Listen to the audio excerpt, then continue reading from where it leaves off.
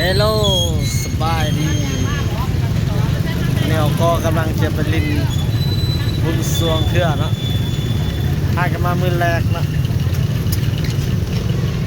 คนอื่นจนไปมือที่สองมือที่สามเขากันมามือแรกตอนนี้รู้สึกว่าคนหลายเนาะอยากจะมีความปลอดภัยคือเจ้าหน้าที่เพิ่นดูแลความปลอดภัยเนาะอันนี้บรรยากาศรอบๆเนาะไปเบิ่งกันอยู่ในเนาะเก็บบรรยากาศปักคนไลค์คนแชร์นะ